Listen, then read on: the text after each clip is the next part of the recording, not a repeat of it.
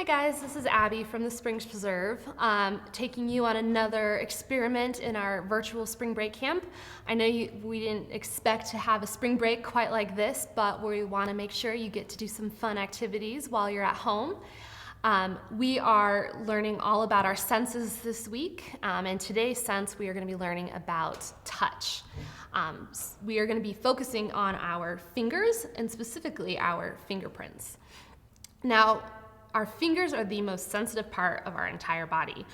In our hand alone, we have 17,000 nerve receptors, and most of them are actually going to be in our fingertips. Our fingers don't have any muscles. All of our muscles are going to be in our forearm and our palm.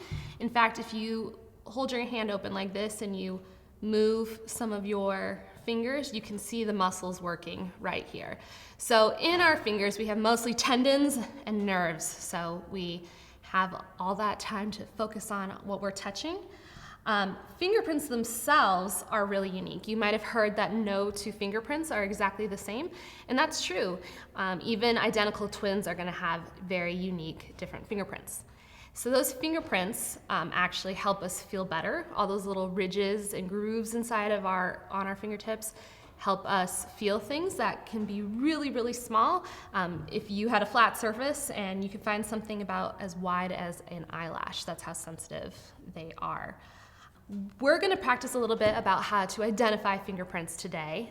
So you'll probably can collect your own. You might want to collect some of the people in your house's fingerprints, and we can learn how to identify them. There's a couple different ways to collect fingerprints. One really easy way is you can use something like Play-dough. Play-dough or clay, things like that you can use.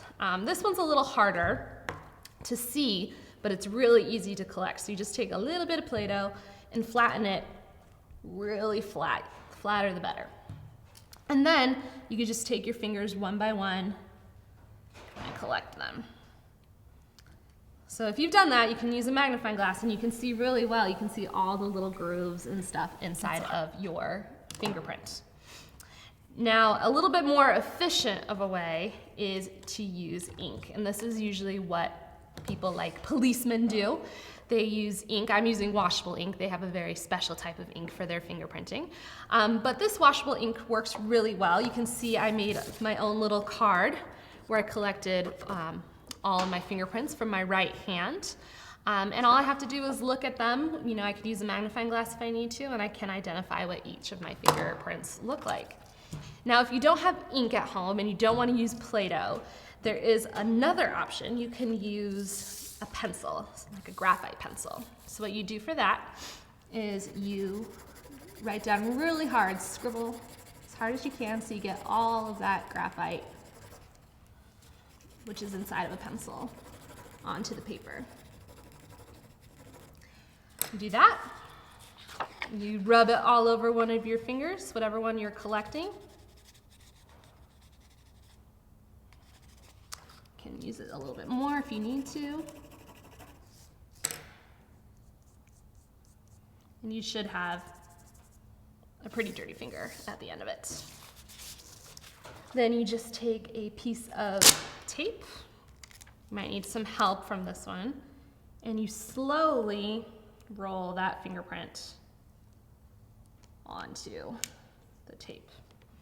And then you can put it right there on your piece of paper, nice and slowly. You don't want to ruin it. And you have a pretty nice little fingerprint right there. So you can collect your own fingerprints that way as well.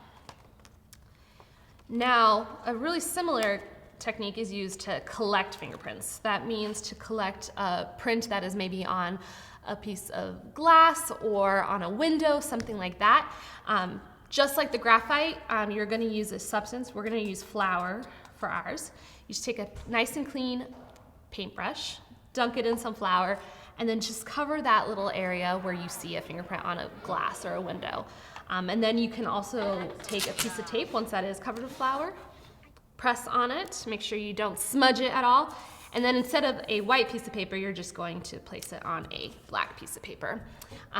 Once you've collected that fingerprint, you can collect it to any other fingerprints you've collected around the house, and maybe you can identify who in your house left that smudge on the window. And that's our lesson for today. Thanks, guys.